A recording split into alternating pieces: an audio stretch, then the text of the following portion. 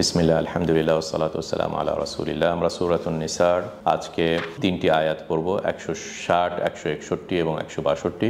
এবং আমরা কন্টিনিউ করছেন আল্লাহ সুবহানাহু ওয়া তাআলা ইহুদিদের কিছু কিছু ক্যারেক্টার, পার্টিকুলারলি তাদের যুলম একটা বড় ক্যারেক্টার, মানুষদেরকে বাধা দেওয়া আল্লাহর রাস্তা থেকে এটা আরেকটা ক্যারেক্টার, ফাইন্যান্সিয়াল সেক্টরে তারা যে করাপশন করে এগুলা ক্যারেক্টার্সটাও আল্লাহ সুবহানাহু ওয়া তাআলা আরও ইলাবোরেট করছেন। এবং অলওয়েজ আমরা রিমাইন্ড করি আমাদের আওয়ার সেলফস যে এগুলো খুবই ইম্পর্টেন্ট ছিল এই সূরা নিসাটা মুসলমান সমাজদের জন্য সেই সময়। এই কারণে যে সূরাটা নাজিল হয়েছে সেই টাইমে যখন ইহুদিরা তাদের সবচেয়ে বড় করাপশনটা তারা প্রচেষ্টা করছে মদিনাবাসীদের মাঝখানে থ্রু দেয়ার স্টুডেন্টস, যাদের নাম হচ্ছে মুনাফিকিন, যারা নিজেদেরকে মুসলমান বলে কিন্তু তাদের গাইডেন্স, তাদের মুরব্বি, তাদের সব কিছু ইন্সপাইরেশন সব ইহুদিদের কাছ থেকে নেয়। কাজেই আল্লাহ সুবহানাহু ওয়া তাআলা এইসব আয়াত দ্বারা একটা বড় ইম্পর্টেন্ট ইনফরমেশন মুসলমান সমাজদেরকে দিচ্ছে। এবং এইসব ক্যারেক্টার আপনারা দেখবেন আজকে যেগুলো ক্যারেক্টার আমরা বলবো, দেখা যাবে যে ইটস নট অনলি ইহুদি অফ মদিনা অথবা ইহুদি যারা মুসা আলাইহিস সালামের সাথে ছিল না, আমাদের মাঝে যারা আছে ইহুদি এখন এবং আমাদের মাঝে যারা মুনাফিকিন আছে, এদের জন্য এই ক্যারেক্টারগুলো হুবহু মিলে যাচ্ছে। ওই জন্য আমরা যখন এই আয়াতগুলো পড়বো, অ্যানালিসিস করব, আমরা যেন নিজেদেরকে এখান থেকে খুব একটা ডিস্টেন্স না রাখি যে আরে এটা তো অন্য হিস্টোরিক্যাল কথা, না না, এটা রাখলে দেখবেন যে এই আয়াত থেকে সেরকম আমরা বেনিফিট পাচ্ছি না। এটা 1 নম্বর। 2 নম্বর, অলওয়েজ মনে রাখবেন যে যখন ইহুদিদের ডিসক্রিপশন এভাবে আসে অথবা খ্রিস্টানদের ডিসক্রিপশন আসে কোরআন শরীফে, এইটার থ্রুতে আল্লাহ সুবহানাহু ওয়া তাআলা আমাদেরকে বলতে চায় যে আমি তাদেরকে তাদের এইসব গুনার জন্য এরকম শাস্তি দিয়েছিলাম, হে মুসলমানরা তোমরাও যেন এরকম গুনাহ না করো, তাহলে তোমাদের উপরে এরকম শাস্তি আসবে। এবং রাসূল সাল্লাল্লাহু আলাইহি ওয়াসাল্লাম তো বলে গেছেন যে আমরা ইহুদি এবং খ্রিস্টানদের রাস্তা হুবহু ফলো করবে আমাদের মুসলমানদের ভিতরে একটা গ্রুপ। তারা নতুন একটা কিছু ইনভেন্ট করছে, ওকে ভ্যালেন্টাইন ডে, দেখা যাবে যে ফুলের দোকান ভর্তি গোলাপ ফুল, ভ্যালেন্টাইন ডে মুসলমান সমাজরাও পালন করছে। অমুক ডে দেখা যাচ্ছে মুসলমানরা এইভাবে এটার পিছনে দৌড়াচ্ছে, তাই না? এনিথিং তারা করছে, তারপরের দিন মুসলমানরাও এইভাবে করছে এবং মনে করছে আমরা খুবই স্মার্টনেসের এটা একটা নমুনা। কাজেই এইসব আয়াত কোরআন আসলে একটা লাইফ বই, আমরা যেন এটার থেকে এরকমই বেনিফিট নেওয়ার চেষ্টা করি। আসুন আমরা এই 3টি আয়াত তেলাওয়াত করি, তারপর এটা নিয়ে কিছু আলোচনা করি। أعوذ بالله من الشيطان الرجيم فبظلم من الذين هادوا حرمنا عليهم طيبات أحلت لهم وبصدهم عن سبيل الله كثيرا فبظلم من الذين هادوا ইহুদিদের জুলুমের কারণে, যুলমিম মিনাল্লাযীনা হাদু, যারা হাদু মানে ইহুদি যারা, তাদের যুলমের কারণে হাররামনা আলাইহিম, তাদের উপরে আমি হারাম করে দিলাম, তাইয়্যিবাতিন, যেগুলো জিনিস ভালো জিনিস, এটার ভিতরে কোনো প্রবলেম নাই, তাইয়্যিব, এই তাইয়্যিবটাও আমি তাদেরকে হারাম করে দিলাম জুলমের কারণে, এটা তাদের পেনাল্টি, তাদের শাস্তি। উহিল্লাত লাহুম, যেটা তাদের উপরে বৈধ করা হয়েছিল পূর্বে, সেটাকে আমি হারাম করে দিলাম এই জুলমের কারণে, ইহুদিদের জুলমের কারণে। ওয়াবি সাদ্দিহিম, এবং আরও ক্রাইম কি, সাদ্দিহিম আন সাবিলিল্লাহ, তারা হচ্ছে বাধা দেওয়া, তাদের বাধা দেওয়া সাবিলিল্লাহ, আল্লাহর রাস্তা, আল্লাহর পথে লোকদেরকে বাধা দেওয়া, যেটা কাসীরা, অনেক বাধা দেওয়া, এইটার কারণেও আমি তাদের উপরে এগুলো হারাম করেছি বা তাদের উপর আমি আযাব দিয়েছি এইসব ক্রাইমের কারণে। তার মানে এখানে 2টা ক্রাইম করা হলো, একটা ক্রাইম হচ্ছে জুলুম করা এবং আরেকটা ক্রাইম হচ্ছে মানুষদেরকে বাধা দেওয়া, নিজেদের নফসদেরকে বাধা দেওয়া হক পথে ঢোকার জন্য, আবার অন্যদেরকেও বাধা দেওয়া হক পথে ঢোকার সময় বাধা দেওয়া। এটা হচ্ছে 160 নম্বরে এটা বলছেন। তারপরের আয়াতে আবার আরেকটা ক্রাইমের কথা আল্লাহ এখানে বলছেন, وأخذهم الربا وقد نهوا عنه وأكلهم أموال الناس بالباطل وأعتدنا للكافرين منهم عذابا أليما وأخذهم الربا, এবং সুদ তাদের গ্রহণ করার, এটা আরেকটা ক্রাইম। অথচ ওয়াকাদ নুহু আনহু, অথচ তাদেরকে নুহু করা হয়েছিল, তাদেরকে নিষেধ করা হয়েছিল যে রিবা তোমরা খেও না, কিন্তু তাও তারা গ্রহণ করলো। আখদিহিমুর রিবা ওয়াকাদ নুহু আনহু, শুধু রিবা না, ওয়া আকলিহিম আমওয়ালান নাস, মানুষদের মাল সমূহ তারা খেয়ে নিত, বিল বাতিল, অন্যায়ভাবে। তারা রিবাও করতো, আবার অন্যায়ভাবে রিবার বাহিরেও অন্য ওয়েতে তারা মানুষদের টাকাকে চুষে খেয়ে নিত। ওয়া আ'তাদনা লিল কাফিরিনা মিনহুম আযাবান আলীমা, এবং যারা তাদের ভিতরে যারা কাফের আছে মিনহুম তাদের জন্য আল্লাহ প্রস্তুত করে রেখেছে। আ'তাদনা কি প্রস্তুতি করে রেখেছে? আযাবান আলীমা, একটা শাস্তি যেটা খুবই যন্ত্রদায়ক শাস্তি। তারপরের আয়াতটা বলে আমরা শেষ করি 162। আল্লাহ কি বলছেন? لكن الراسخون في العلم منهم والمؤمنون يؤمنون بما أنزل إليك وما أنزل من قبلك والمقيمين الصلاة والمؤتون الزكاة والمؤمنون بالله واليوم الآخر أولئك سنؤتيهم أجرا عظيما। এই জিমের উপরে কালকালা হবে আজরান আযীমা, নট আজিমা, আযীমা ওয়া। কিন্তু মানে এখন অন্য পিকচারটা দিচ্ছেন, যারা কাফের তাদের পিকচারটা আল্লাহ বললেন এবং ক্রাইমগুলোর কথা বললেন, কিন্তু এখানে এসে আল্লাহ সুবহানাহু ওয়া তাআলা এক্সেপশন দিলেন যে কিন্তু যারা রাসিখুনা ফিল ইলম, যারা জ্ঞানের উপরে খুব শক্তভাবে মজবুতভাবে স্টে করে আছে, তাদের মানে শুধু জ্ঞানই না, কারণ অনেকে আছে জ্ঞান আছে কিন্তু একটু টাকার কারণে সে উল্টাপাল্টা ফতোয়া দিচ্ছে, কিন্তু না, এরা হচ্ছে মজবুতভাবে গেঁথে আছে। রাসিখ মানে হচ্ছে মজবুতভাবে গেঁথে। একটা গাছ যেমন তার শিকড়টা এমনভাবে গেঁথে আছে যে ঝড় টড় এগুলো গাছকে কিছুই করতে পারছে না, এইরকম ডিসক্রিপশন দিলেন যে রাসিখুনা ফিল ইলম মিনহুম, তাদের ভিতরে যারা এই জ্ঞানটা খুবই গভীর এবং তারা হকটা বুঝে এবং জানে, তাদের ভিতরে এরকম হিংসা নাই অথবা এজেন্ডা নাই, অথবা হক জানলে ওইটাতে তারা অ্যাকসেপ্ট করে, যেমন রসুল সাল্লাল্লাহু আলাইহি ওয়াসাল্লামের উপরে আবদুল্লাহ ইবনে সালাম উনি ইসলাম গ্রহণ করেছিলেন, তাদের মতন। ওয়াল মুমিনুন, এবং শুধু নলেজ না, তাদের ভিতরে ঈমানও আছে, ঈমান এবং আমল এবং জ্ঞান এগুলো সবগুলোই আছে। এবং তারা মুমিনুনরা কিসের উপরে বিশ্বাস করে? আল্লাহ এখানে লিস্ট দিচ্ছেন, ইউমিনুনা বিমা উনজিলা ইলাইক, হে নবী আপনার উপরে যেটা বিশ্বাস নাজিল হয়েছে সেটার উপরে সে বিশ্বাস করে। তার মানে কি? কোরআনের উপরে বিশ্বাস করে। ওয়ামা উনজিলা মিন ক্বাবলিকা, এবং তার আগের বইগুলোর উপরেও বিশ্বাস করে, তাদের তাওরাত ইনজিলের উপরেও বিশ্বাস করে, মানে বিকৃত হওয়ার আগে যে ফর্মে ছিল। এবং ওয়াল মুকিমিনাস সালাহ, এখানে কিছু গ্রামাটিক্যাল ইস্যু আছে, যদিও এটা একটু বেশি অ্যাডভান্স হয়ে যাবে, মানে গ্রামাটিক্যাল ইস্যু যেহেতু মুমিনুন এখানে আছে, ইউমিনুনা বিমা উনজিলা ইলাইক মুমিনুন, তাহলে এখানেও মুকিমুন হওয়ার কথা ছিল, কেন মুকিমিন হয়েছে? তো এখানে কেউ কেউ বলে যে এটা যেহেতু একটু লং ডিসক্রিপশন হয়ে আসছে, এখান থেকে এটাকে কাট করা হয়েছে এবং এটা হচ্ছে মাদহ বা তাদের প্রশংসা করার জন্য যে তারা মুকিমিন আসসালাহ, তারা নামাজকে তারা কায়েম করে। আবার কেউ কেউ বলেছে যে না, তারা বিশ্বাস করে যে নামাজটা কায়েম করতে হবে, এটার উপরে তারা বিশ্বাস করে। আবার আরেক থার্ড ক্যাটাগরি বলেছে যে যারা নামাজ আদায় করে তাদের উপরে বিশ্বাস করে, মানে ফেরেশতারা নামাজ আদায় করে সেটাতেও তাদের বিশ্বাস আছে, বা গায়বের উপরে বিশ্বাস আছে। যাই হোক, এইখানে আমরা যেভাবে বলতে পারি যে তারা মুকিমিন আসসালাটা, যে তাদের ঈমান আছে, আমল আছে, এবং আমলের ভিতরে তারা এই কাজটা করে যে তারা নামাজটাকে কায়েম করে। ওয়াল মুতুনা যাকা, এবং যাকাতকে তারা আদায় করে। ওয়াল মুমিনুনা বিল্লাহি ওয়াল ইয়াউমিল আখির, এবং তারা আল্লাহর উপরে এবং আখিরাতের উপরে বিশ্বাস করে। যাদের ভিতরে এই ক্যাটেগরিগুলো আছে, আল্লাহ সুবহানাহু ওয়া তাআলা বলছেন উলাইকা সানুতিহিম আজরান আযীমা, এদের জন্য আল্লাহ সুবহানাহু ওয়া তাআলা লিখে রেখেছেন আজরান আযীমা, মহাপুরস্কার।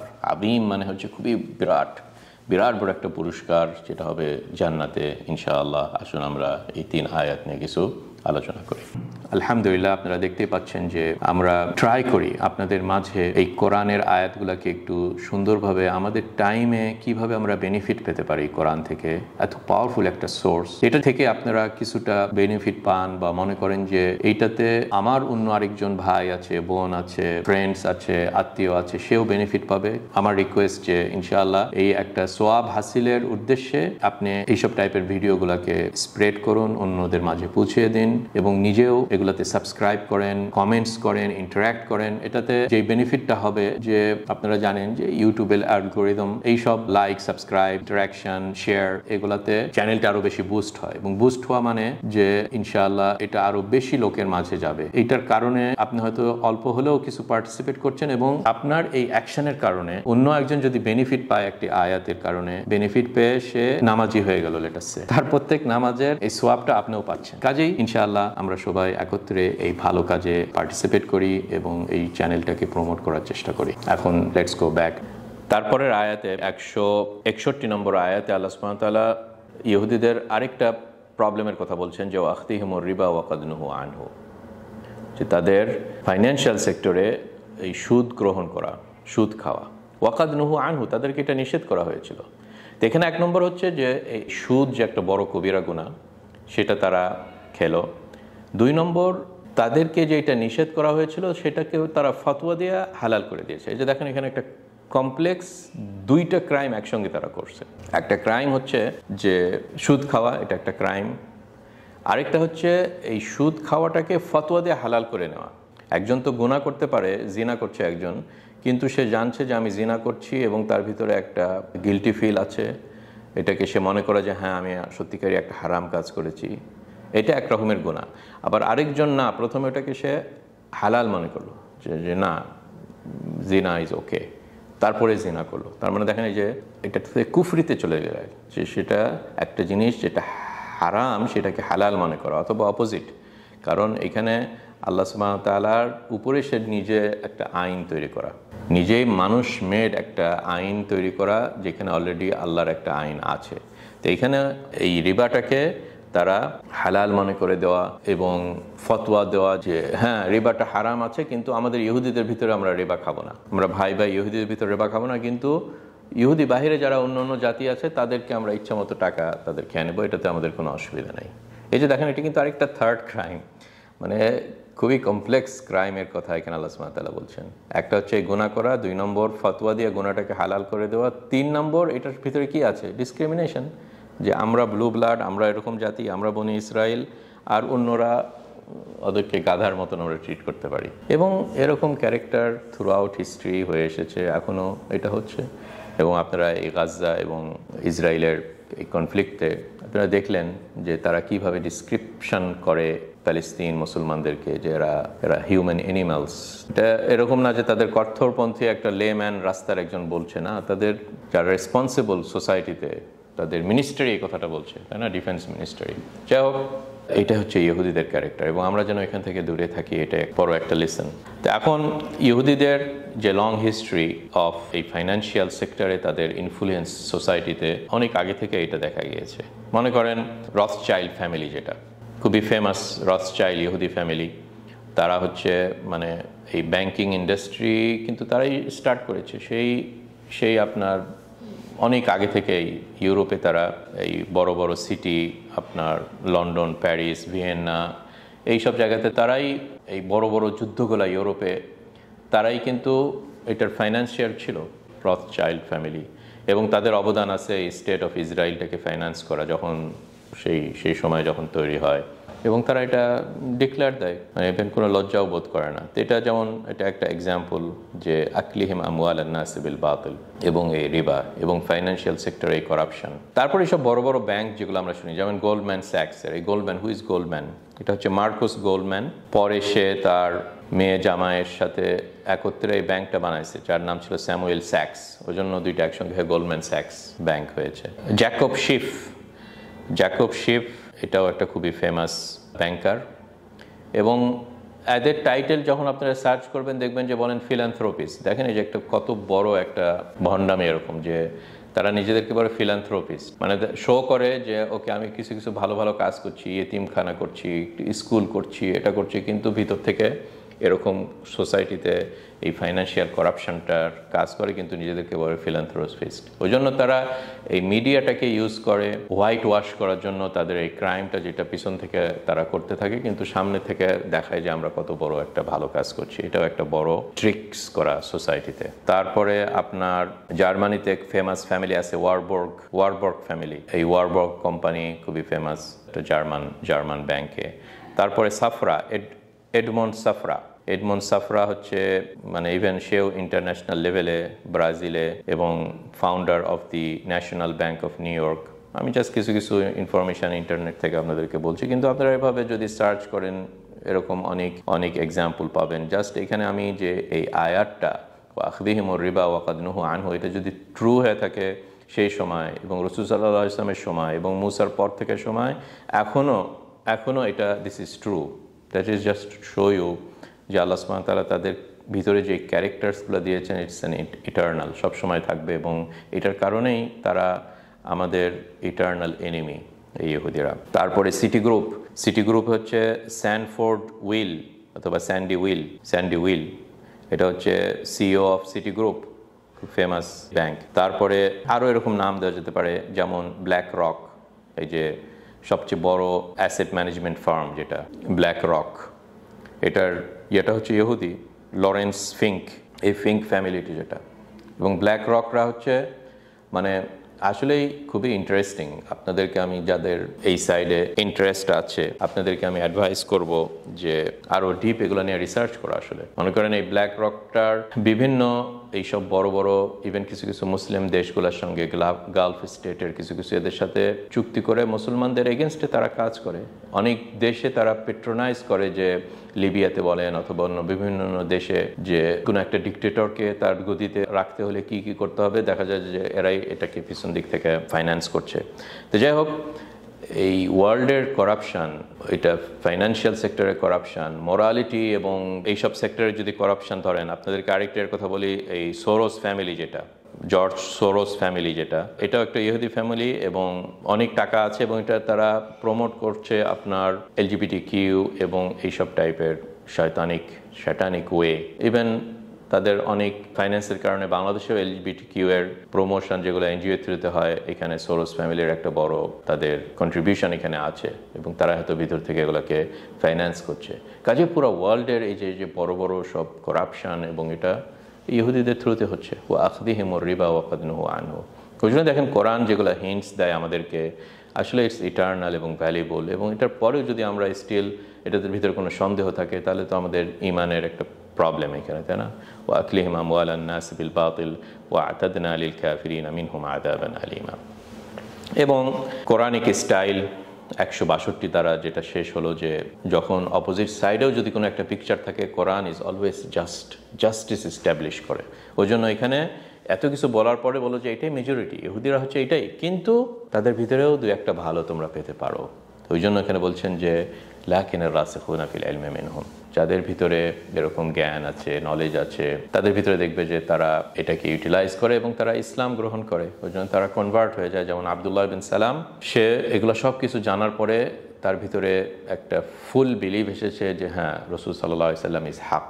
তখন সে সঙ্গে সঙ্গে ইসলামে ঢুকে গিয়েছে, এবং আপনারা সার্চ করে দেখেন তার ইসলামে ঢুকার ইন্টারেস্টিং যে গল্পটা, এখন হয়তো এটা বলার সম্ভাবনা নেই। তো আবদুল্লাহ বিন সালাম কিন্তু এদেরকে হচ্ছে মাইনরিটি। রাসূল সাল্লাল্লাহু আলাইহি ওয়াসাল্লামের সময় হয়তো খুবই কম ছিল আবদুল্লাহ বিন সালাম, ফালাবা বিন সাইয়া, আরেকজনের নাম আসাদ ওয়া যাইদ বিন সাইয়া, আসাদ বিন উবেদ, এরকম কিছু কিছু নাম আমরা রাসূল সাল্লাল্লাহু আলাইহি ওয়াসাল্লামের সময়ও আমরা পেয়ে থাকি, এবং পরবর্তীতেও এরকম কিছু কিছু লোকদেরকে পাওয়া যায় যারা ইসলামে কনভার্ট হয়ে যায়, কারণ হক জানার পরে তারা আর স্টে করতে পারে না তাদের ইয়েতে। কিন্তু এটার সংখ্যা কম, যেটা খ্রিস্টানদের ভিতরে বেশি। খ্রিস্টান থেকে মুসলমান হওয়ার কনভার্সন রেটটা অনেক বেশি ইহুদিদের থেকে। কাজেই এই রাসিখুনা ফিল ইলমটা একটা কিওয়ার্ড। আমাদের জানতে হবে যে এই নলেজটা যেটা ইনটেল করে মানুষের ভিতরে, নলেজ যেটা দাবি করে, সত্যিকার অর্থে নলেজ যেটা দাবি করে যে মানুষ এটাতে আমল করুক। ওই জন্য দেখেন এই আয়াতটা কি সুন্দরভাবে কম্বাইন করলেন, যে রাসিখুন ফিল ইলমের ক্যারেক্টারটা কি, তাদের ক্যারেক্টার কি এরকম যে রাসিখুন ফিল ইলম, আমি তাকে সেই টাইটেলটা কি তাকে দেওয়া যায় যে অল্প একটু টাকার কারণে উল্টাপাল্টা ফতোয়া দেয়, অথবা কোনো একটা প্রেসিডেন্ট, বাদশাহ, রাজা তার স্যালারি খেয়ে তার পরের দিনই তার সব ক্রাইমগুলোকে সে মুছার চেষ্টা করে না? এটা রাসিখুন ফিল ইলম না। রাসিখুন ফিল ইলমের ক্যারেক্টার ইউমিনুনা বিমা উনজিলা ইলাইকুম ওয়া উনজিলা মিন ক্বাবলিক মুকিমিনাস সালাহ মুতুনাজ যাকাত মুমিনুনা বিল্লাহি ওয়াল ইয়াউমিল আখির, এগুলোর উপরে তারা যারা দৃঢ়ভাবে থাকে, এটাই হচ্ছে রাসিখুন ফিল ইলম। কাজেই এই রাসিখুন ফিল ইলম থেকে যেটা আমরা বোঝা যায় যে একটা ক্যাটাগরি আছে যারা রাসিখুন ফিল ইলম না, কিন্তু স্টিল তারা আলেম, এবং একটু ঝড় আসলেই তারা পড়ে যায়, কারণ তাদের এই ফাউন্ডেশনটা শক্ত না। ফাউন্ডেশনটা শক্ত না জন্য পিছলে পড়ে যায়। একটু কাদা আছে, সঙ্গে সঙ্গে পড়ে গেল। একটু গাছের মতন একটু বৃষ্টি বা হাওয়া একটু আসলো, সঙ্গে সঙ্গে ডালটা ভেঙে গেল না। এরা হচ্ছে রাসিখুন ফিল ইলমে না। কাজেই আমরা যেন রাসিখুন ফিল ইলমদেরকে সার্চ করি সবখানেই, সমাজে সবখানেই, এবং তাদের সাথে যেন আমরা মজবুত হয়ে থাকি, তাহলে ইনশাল্লাহ আমরাও ওইভাবে মজবুত হয়ে থাকবো। কিন্তু যদি ভুয়া আলেমের পিছনে থাকেন, তার ডাল ভেঙে যাবে, আপনি ওই ডালে ধরে আছেন, আপনি পড়ে যাবেন মাটিতে। কাজেই যেন আমরা এরকম না হই। এই যে মুতুনা জাকা যেটা বললেন, ইবনে কাসির বলছেন যে এটা দুই রকমেরই জাকা। মানে আমাদের জানতে হবে যে এরকম কনটেক্সটে যখন জাকাতের কথা আসে কোরআনে, অনেক সময় এই জাকাত মাল হয়, যে টাকা পয়সা, যে জাকাত বলতে আমরা বুঝি। আবার জাকাতুন নফস, কোরআন শরীফে এই ওয়ার্ডটাও ইউজ করা হয়েছে। যখন জাকাত বলা হয়, জাকাতুন নফস মানে মানুষের নফসটাকে তাজকিয়া করা, পবিত্র করা, এই বিভিন্ন শিরক থেকে, বেদাত থেকে, বিভিন্ন খারাপ ক্যারেক্টার থেকে। হ্যাঁ, এগুলা দুইটাই এখানে মিন করা হয়, এবং তাদের জন্যেই অনেক জান্নাত আছে, আজরান আযীমা আছে। আল্লাহ যেন আমাদেরকে এই ক্যাটাগরির ভিতরে রাখেন। আসসালামু আলাইকুম ওয়া রাহমাতুল্লাহি তাআলা ওয়া বারাকাতুহু।